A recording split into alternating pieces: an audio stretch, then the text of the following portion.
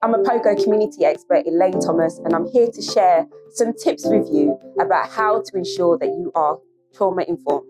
I'll be going over some pointers. We'll be looking at what trauma-informed mentoring is. We'll also look at how you can help students to self-regulate and how you can use the students as experts in recovering and healing from their trauma. Most of us have been through some form of trauma in our lives, and if we haven't been through it, we've seen a friend or family member go through it. But what is it? Trauma is when somebody experiences a highly stressful event or more than one event, which is so stressful that it promotes terror and fear and gives them a sense of helplessness and hopelessness. All their coping mechanisms are utterly destroyed and they're left feeling traumatized. In today's world, many young people, actually more than you'd think, have experienced some form of trauma. And if they haven't experienced themselves, they've seen it on video games, they've seen it on TV or YouTube or Snapchat, or they've experienced it through a friend. Now that is still a form of trauma.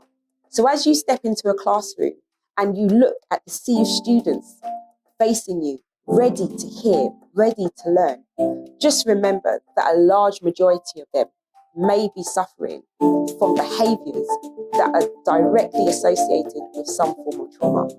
A young person has experienced trauma.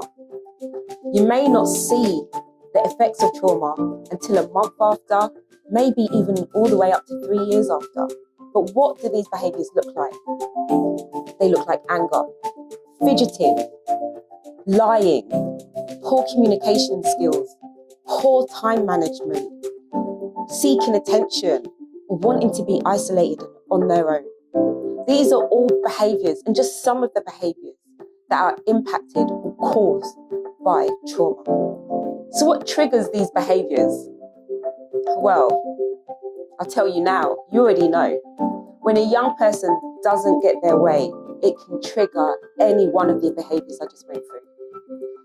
But sounds, sudden movements, different colours, absolutely anything can trigger one or more of the behaviours that are associated with trauma. But the main trigger is a young person not wanting to lose control, especially if you don't want to give them their own way. This is really important. It's not about a young person being selfish or being demanding. It's the fact that they need to maintain control in their lives.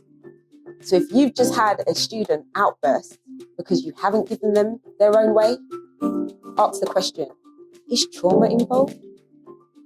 For more advice and guidance on how to ensure you are trauma informed, browse through the videos below.